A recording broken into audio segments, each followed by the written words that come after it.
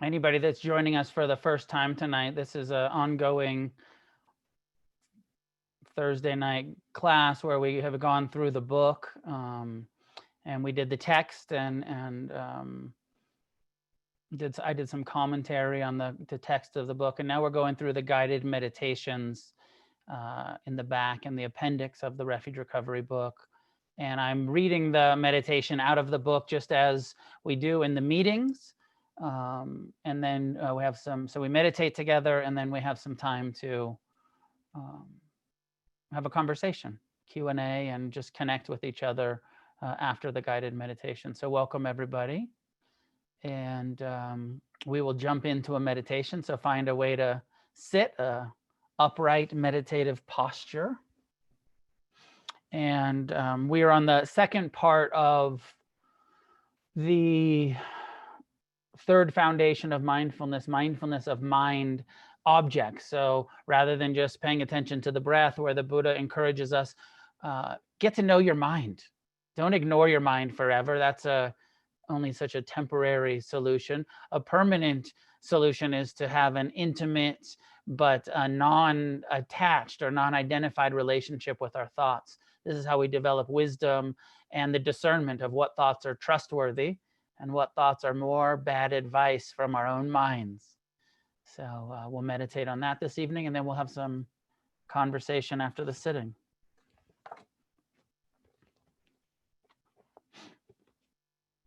This meditation is on page 245. It is Mindfulness of the Mind, Part 2, Content. Find a comfortable way to sit. Adjust your posture so that your spine is erect without being rigid or stiff. Allow the rest of your body to be relaxed around the upright spine. Rest your hands in your lap or on your legs, and allow your eyes to gently close. Bring full attention to the physical sensations of sitting still.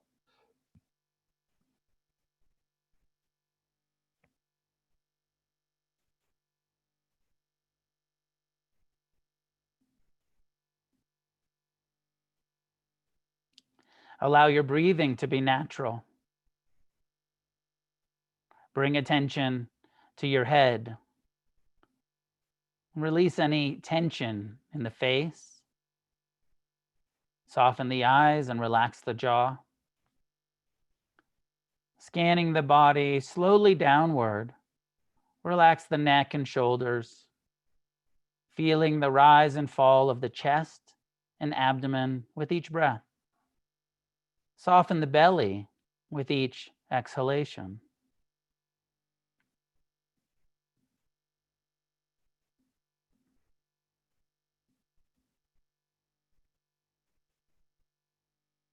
Bringing the attention all the way down through the body to the places of contact with the chair or cushion.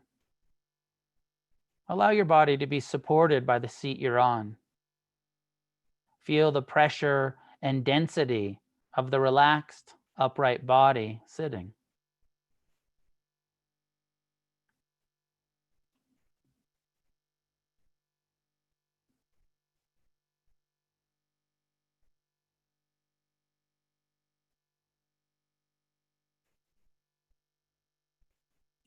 Bring your full attention to the present time experience. Acknowledge the full range of phenomena that are happening in the moment. Thinking is happening, hearing is happening, seeing, even with the eyes closed. Tasting, smelling, and physical and emotional sensations are all present.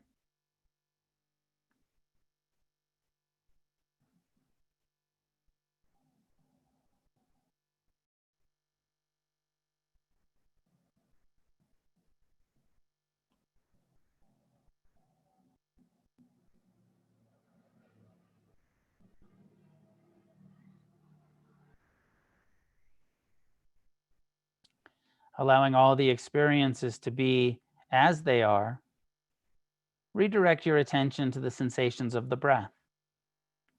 Let the other sense experiences fall to the background as you bring the awareness of breathing to the foreground.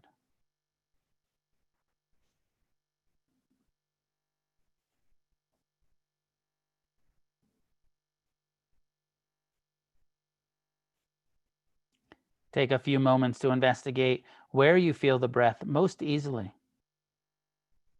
Usually either at the base of the nostrils or in the rising and falling of the abdomen. Find the place where you feel the breath coming and going, and use that as the point of focus. It is best to choose one place and stick with it. Don't jump back and forth between nose and belly. And it's not necessary to follow the breath in and out.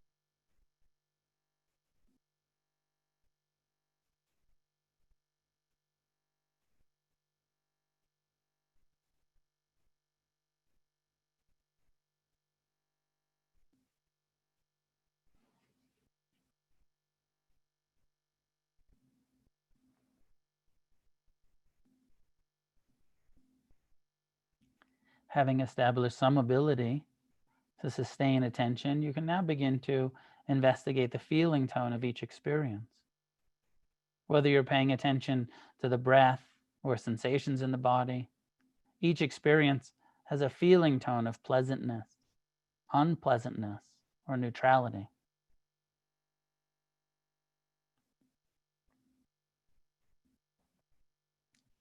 By focusing the attention a little bit more and opening your awareness to the subtle levels of pleasant and unpleasant tones of experience, you bring mindfulness to your craving for pleasure and your aversion to pain. Feeling tone is the place where one gets attached or aversive.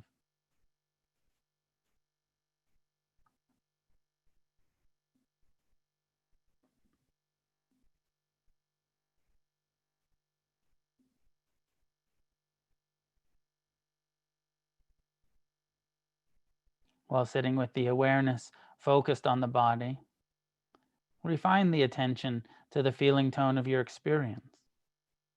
Investigate and inquire into the nature of the experience you are paying attention to. Is this a pleasant, unpleasant, or neutral feeling tone?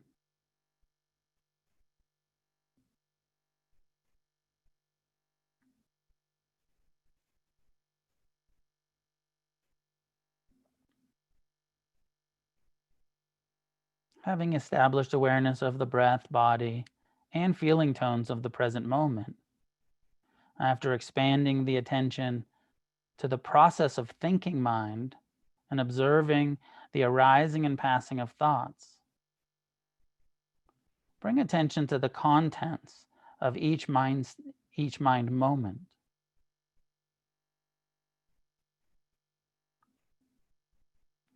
Know directly the truth of each thought.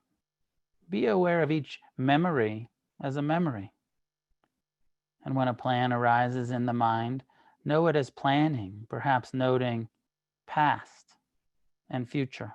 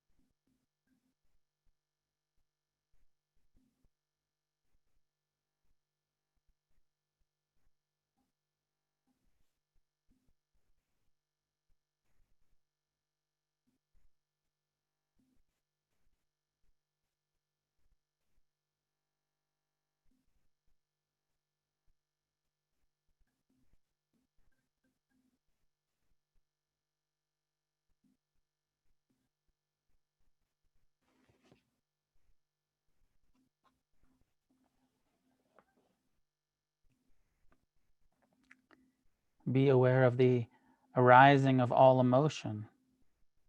If fear, anger, sadness, love, caring, envy, empathy, or any other feelings arises, experience it directly. Know that it originated in the mind and has manifested in the body as well.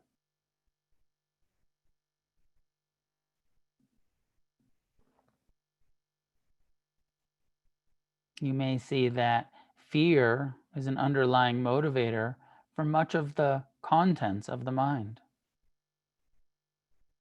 See for yourself what is true about your mind.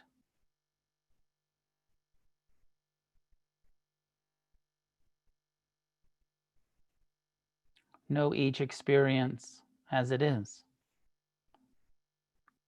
Observe the tendency to avoid, suppress, ignore, or resist the unpleasant thoughts, and recognize that as aversion.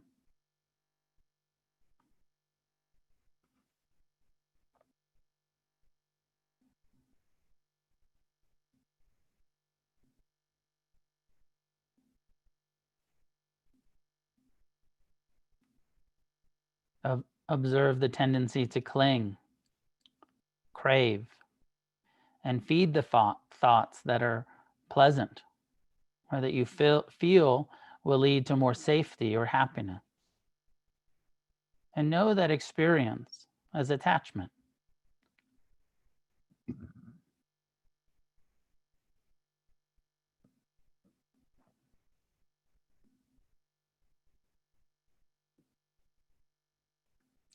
Watch the thoughts. Know the thoughts. But don't get involved.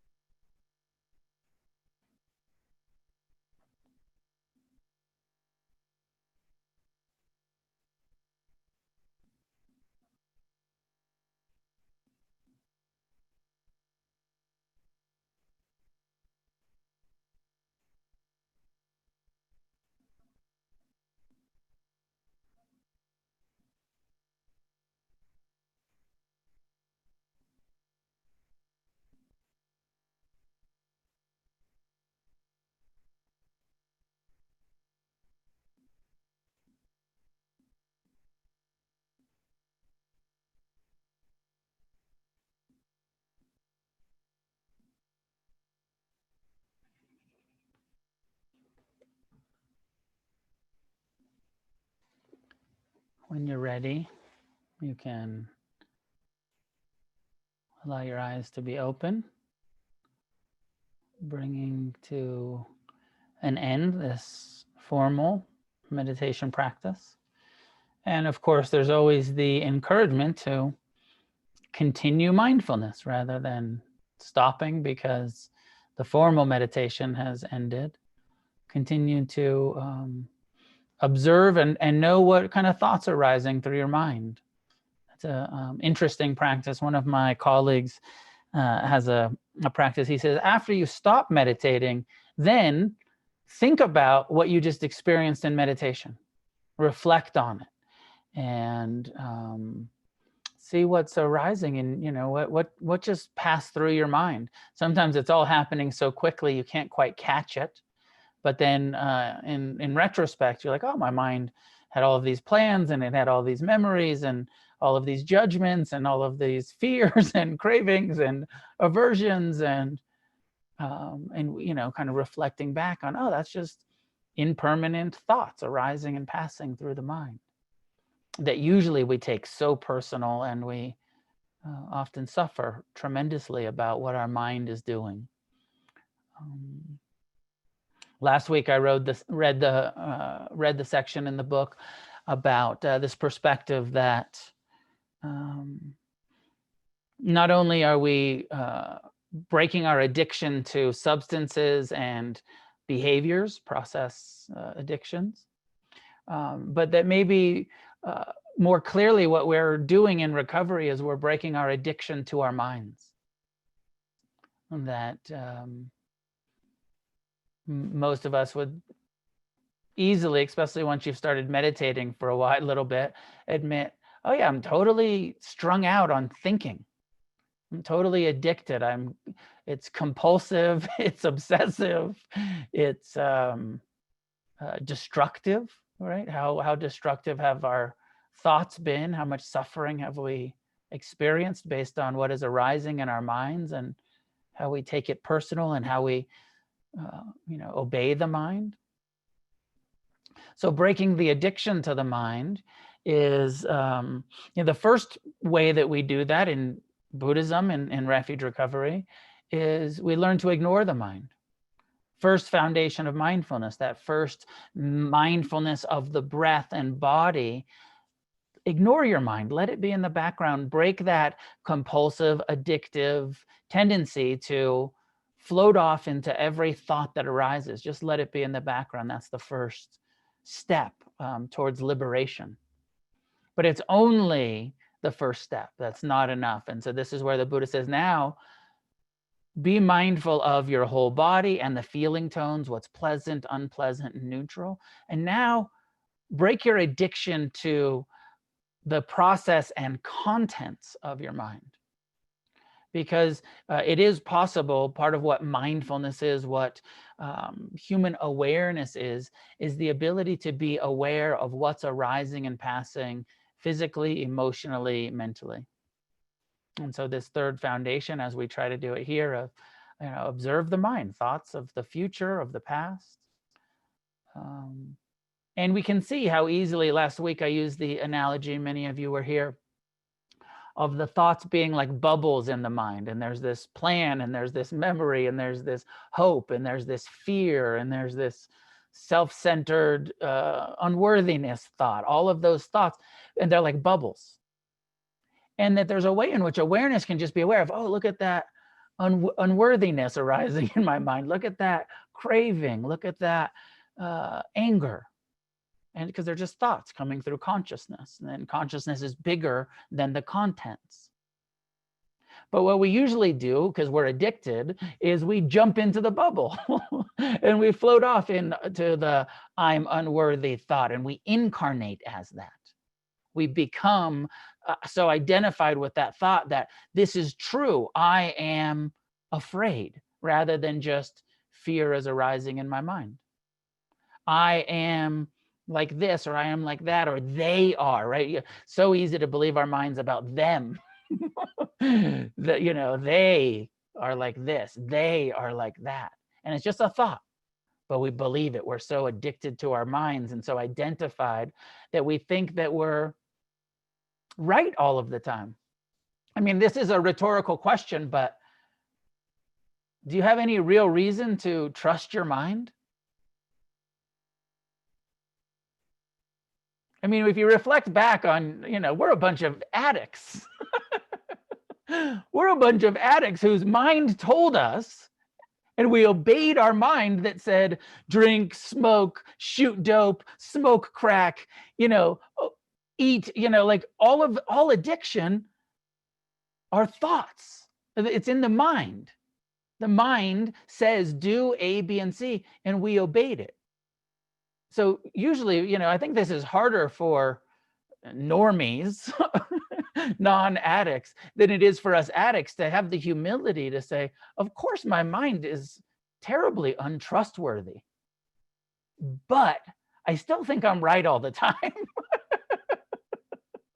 I mean, of course, looking back at my life, I can, totally admit that I give myself bad advice, and I've done terrible things, and I've caused harm to myself and others. But still, when my mind tells me to do something, I usually think, yeah, that sounds like a good idea. And not even do something, but just believe the thought. Just, when the thought says, I am like this, or they are like that, or we should, or the world shouldn't be like this, or the world should, all of those thoughts. Now, I don't want to dismiss the thoughts. I don't want to say breaking the addiction to the mind is about abstaining.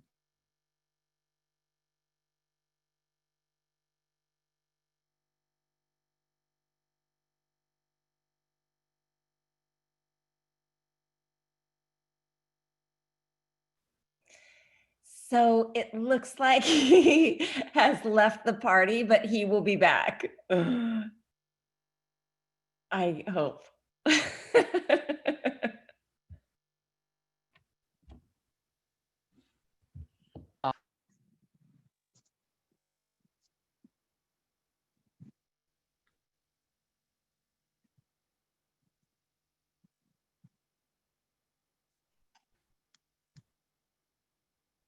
I'm back.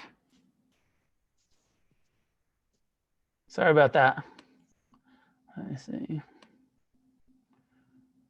I don't know where I dropped off, but I was talking about breaking the addiction to our minds. So Rebecca, did it get us back on the YouTube too? Yes, we're good, right? Yeah. Sorry, I'm on holiday and the internet's a little unstable where I am. And now I lost my train of thought. Okay, I know where I was going with this was looking at breaking the addiction to our minds, the way that someone whose addiction, primary or secondary addiction, has become to something like food. And I know there's many people in our program recovering from food addiction. And so when we think about not being addicted to our mind, we have to reflect on that, like,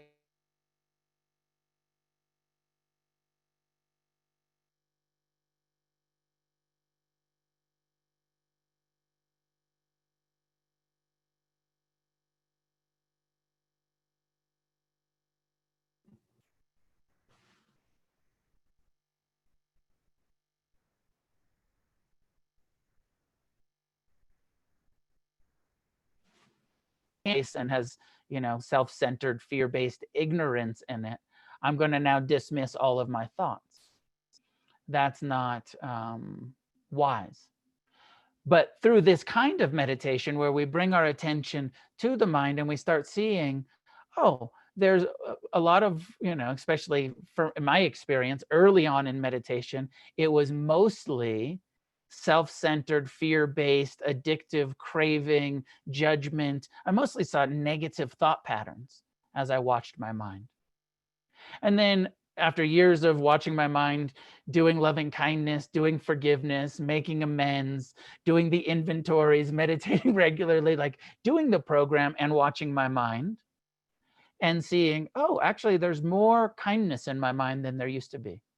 There's more empathy. There's more forgiveness. There's more positive and trustworthy thoughts arising over time. So you have to trust your own experience around that.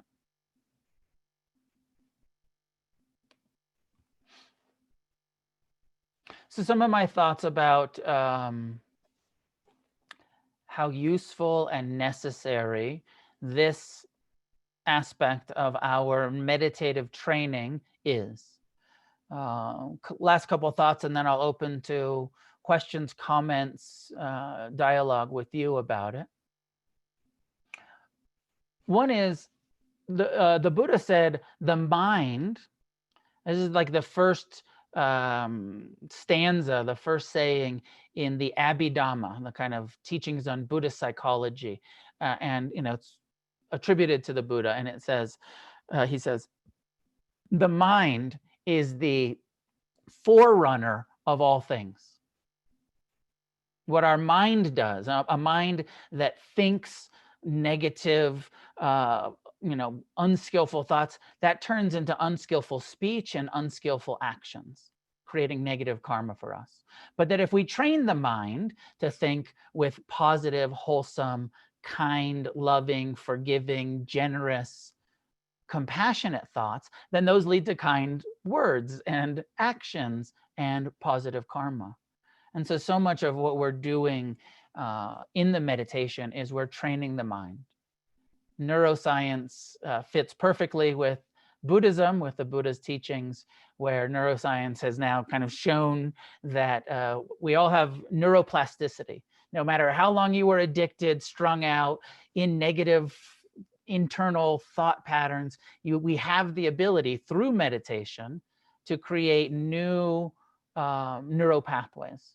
And this is what we're doing by observing the mind and training the mind to be more and more positive, rather than just feeding those old habitual, reactive, negative thought patterns. We're creating new patterns in the mind. And that mind, which will continue to be the forerunner of our life, will gradually transform. I've sometimes used the image of like a neighborhood changing. And I think I heard in 12-step recovery this saying, my mind is like a bad neighborhood and I shouldn't go there alone. And which is like, call your sponsor, call your mentor, talk to your sangha, your fellowship. Like, don't trust your shit. Like, get some other people's perspective, support. Make sure that you're not just buying your own fear-based mind states. And that image of the mind as a neighborhood, of watching over the months of meditation and years of meditation and abstinence and inventories and service and everything that we do, you start to see, oh, my mind is changing. The quality of this neighborhood, it's becoming safer in my own mind. It's becoming a friendlier place to live and to be. In the beginning, my experience was that my mind was totally unsafe, filled with ignorance and addictive patterns. And that over the years of staying sober and doing the work, not just abstinence, but meditating, inventories, service, it starts to change. And that's because our neuro pathways develop. So I have some other thoughts, but I'll leave it there. What are your questions, comments, thoughts? How does this instruction land for you? Are you applying it regularly? I think it's quite easy for people to get stuck in, I just come back to the breath all of the time and ignore the mind and break the addiction through ignoring the mind. That's common. No judgment if you're doing that. And if you're new, it's kind of okay to do that. But just really important to know this is integral. Don't ignore your mind. Watch it. Observe it. Watch those thoughts arise and pass. Become intimate. Know your mind. This is the Buddha's teaching. This is the Refuge Recovery path. So what are your thoughts, questions, comments? I see a couple in the chat. You can raise your hand by in your, I think it's in your chat function. A little blue hand will go up on the screen.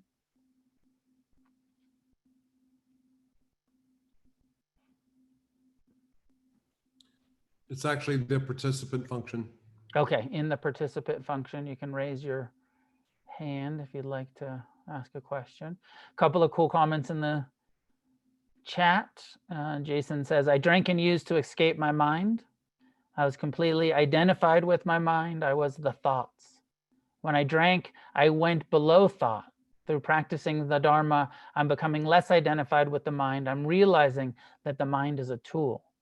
I am not my mind. Still, I am sometimes lost in the dream. Occasionally, I am awake, then back to dreaming.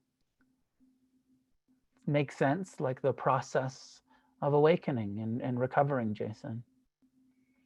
Amy said, I used to think, probably interchangeably, I used to think coming back to my body in the present moment wasn't safe. It turns out mind was the unsafe bit. I like that. That one of the reasons why the present feels unsafe is because what's happening in our mind. And the more we do this kind of meditation and make room for those thoughts and see them as impermanent, impersonal phenomena of the mind, there's a lot of freedom in that.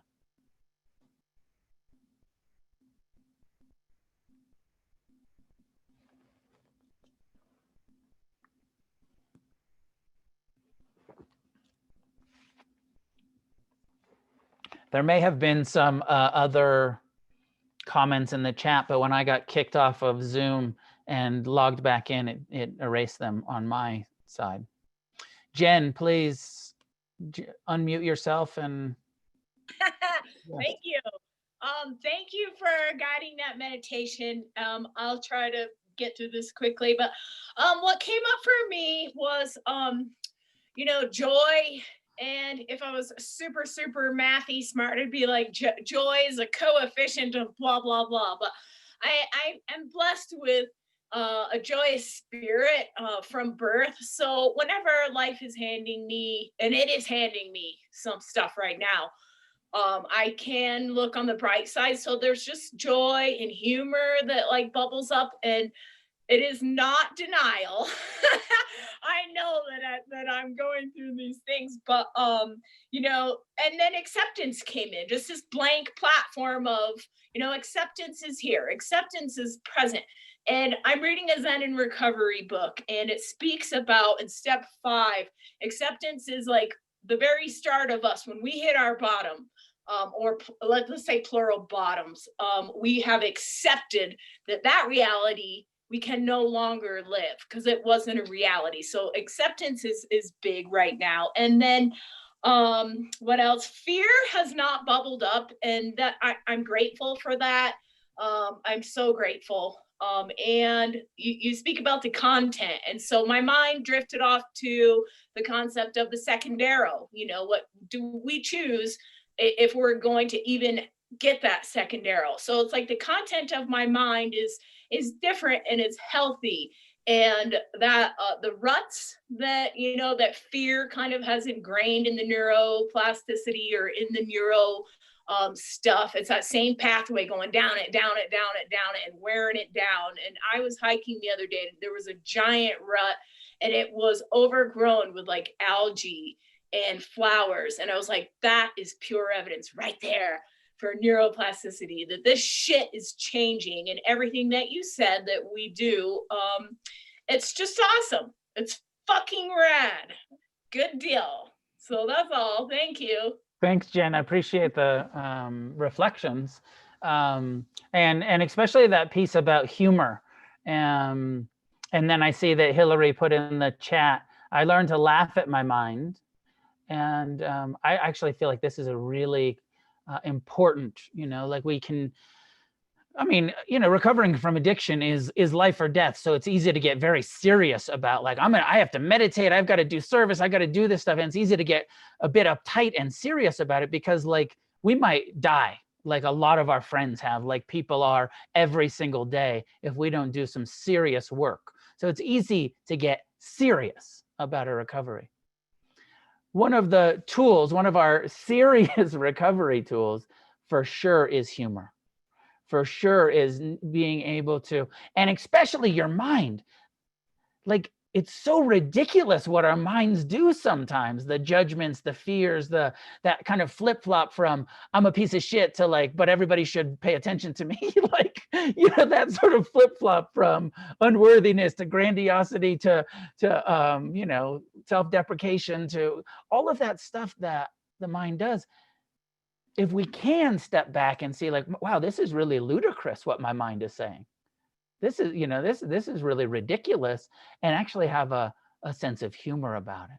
It's often so unpleasant that it's hard to, and be like, no, these thoughts are brutal. They don't seem funny at all. But when you get some distance and some change and some recovery, hopefully you'll be able to have more and more of a sense of humor and laugh at like how crazy we are, how crazy the mind is. And this is part of the insight of it's not that personal. What your mind is doing is not your fault a lot of the time. These are old tapes, old stories, old programming, from this lifetime, perhaps karmic, I don't know. But and the more we can kind of not take it so personal, then it gets easier to laugh at it or laugh with it. Much easier to do when we're not in acute suffering than when we are. Marianne in the chat says, I know, hi everyone. My thoughts go to know my enemy. My mind can be my worst enemy. And only when I spend time with it can I know it well enough to fight a battle that I stand a chance of winning. Love that perspective. I think that that's very much in line with what we're doing here. Because of course, at some point, your mind is going to tell you not only the difficult emotions that are going to arise, but it's also going to at some point suggest that you relapse, that you start drinking, using, acting out in some way. That thought is a very common thought, and for some people, very persistent. And so when we know, oh, this is just a thought. This is a thought, an impermanent thought arising and passing through my mind. With this kind of mindfulness, it's a relapse prevention tool. People who spend their whole life ignoring their whole recovery, ignoring their mind, just coming back to the breath, just checking out, and then those thoughts, those obsessions come, and they're so caught off guard because they don't have enough intimacy with like, this is just a thought. It's really unpleasant, and I know that it will arise and pass because I've learned that through my meditation practice. It's impermanent. So this is so much about so many levels for, relapse prevention.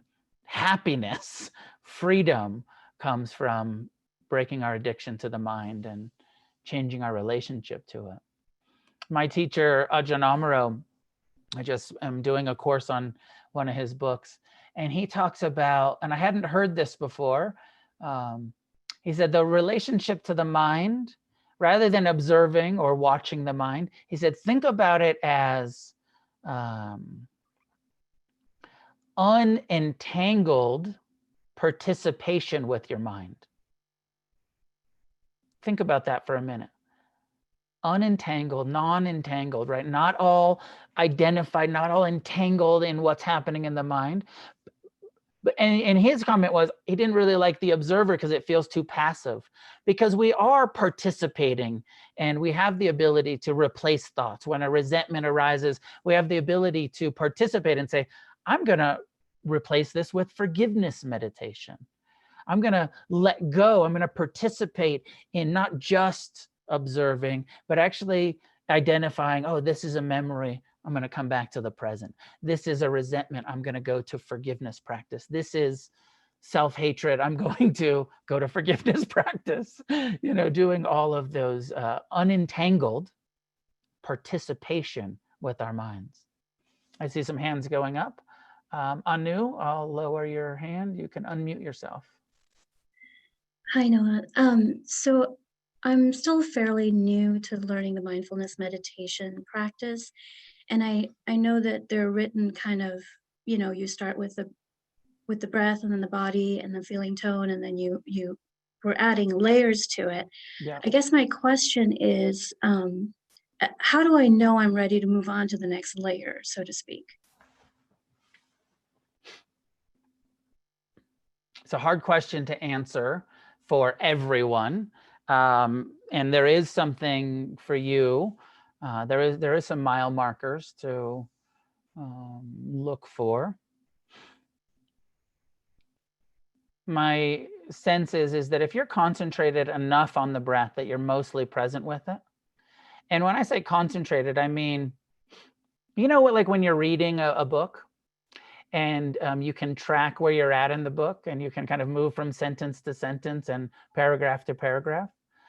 That kind of concentration, even when you're reading, so many other thoughts might arise. You know, you're reading and you're in the story, but then, you know, your mind says, hey, don't forget to go shopping. And you know, but you're still tracking where you're at. You know, so think of that as like the level of I'm here. I know I'm here. My mind's still saying, hey, don't forget to this or don't forget that, but I'm mostly tracking my present time experience. I haven't lost it. Because we all know that experience too, of being so distracted when reading that you have to read that sentence over and over because I keep getting lost, or I just read that whole thing, but I didn't really take it in.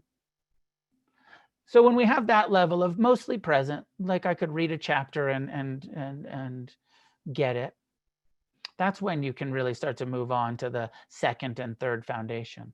It's quite hard to, when we're in a group, we're in Refuge Recovery meetings, we're in and there's people that are there for the first time, and there's people that have been there for years.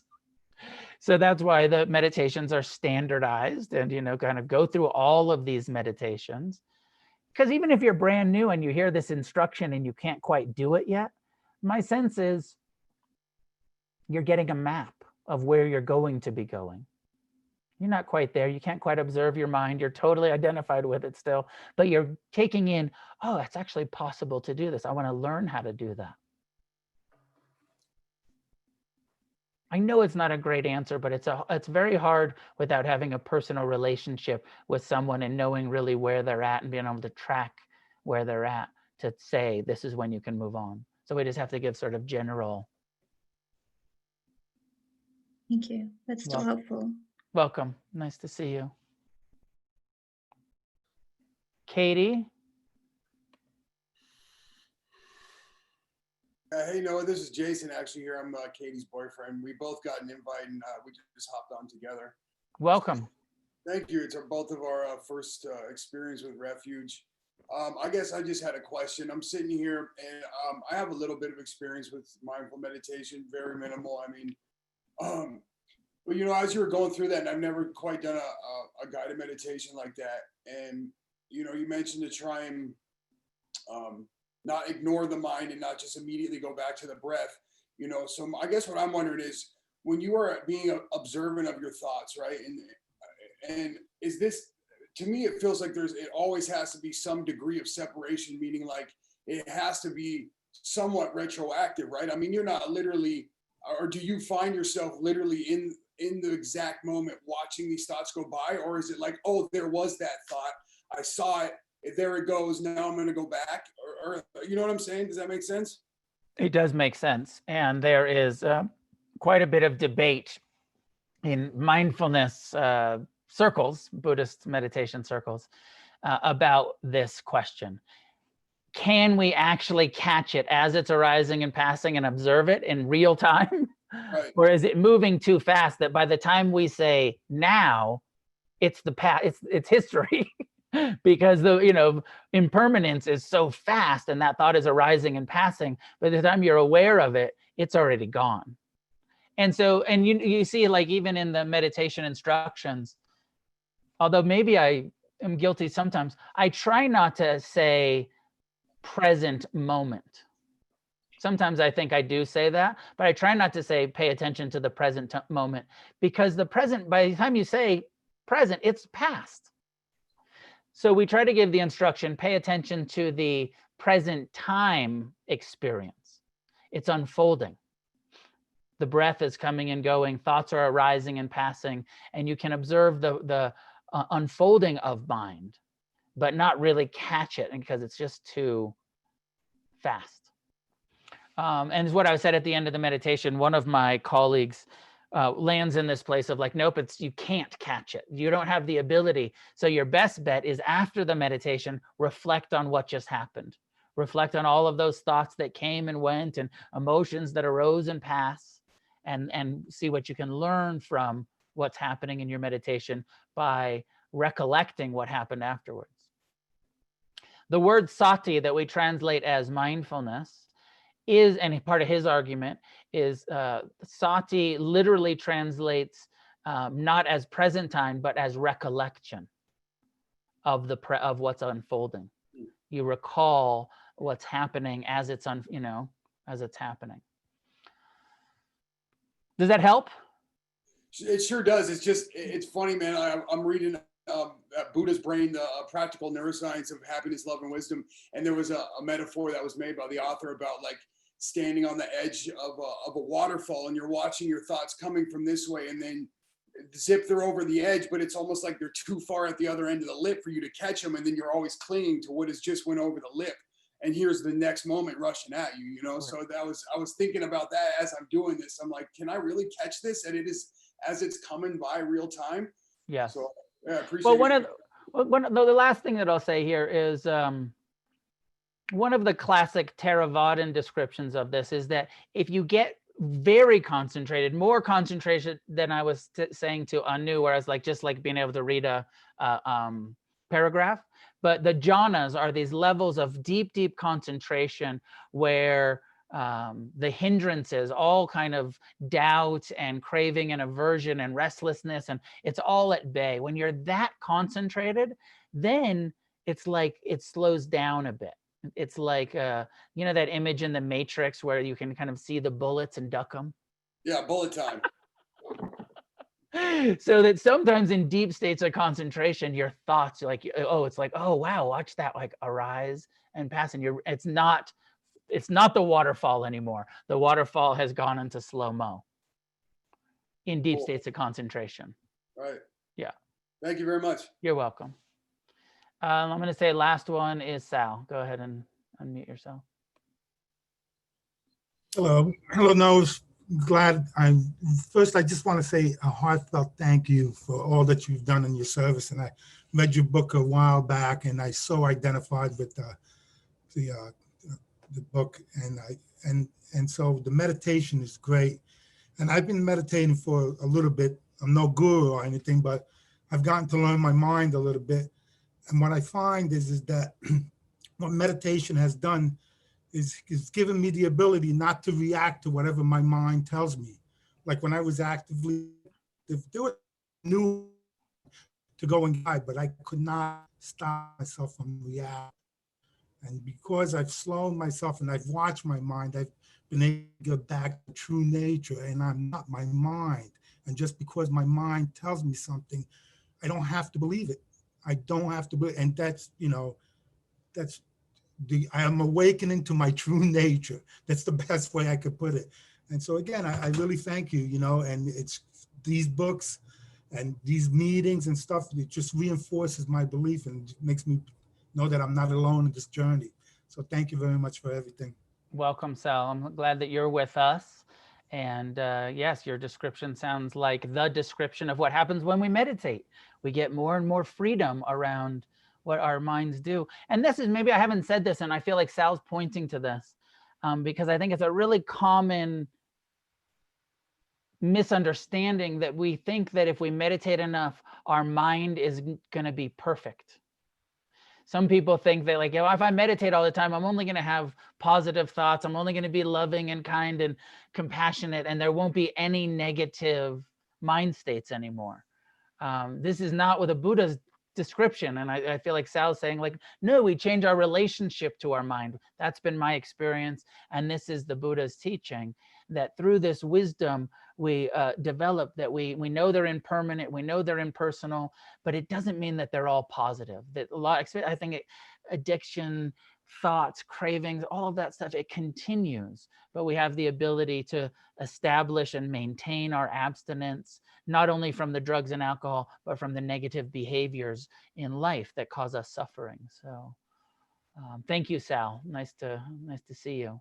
And thank you, everyone. Nice to see everyone. Thanks for joining us tonight. There is a bunch of cool things in the chat. Take a moment to look at the chat. There's a post there about how we are a nonprofit Refuge Recovery World Services is a nonprofit organization. It's our mission to support an extensive and comprehensive network of refuge recovery groups that practice, educate, and provide refuge recovery resources for anyone seeking recovery from addiction. If you would like to make an online donation to Refuge Recovery World Services, please do so in the link in the chat. I do this group every Thursday night as part of my service to the program. I don't receive any financial compensation for any of the donations that you give. They all go to the nonprofit. This is just part of my desire to be of service to the program. So thank you.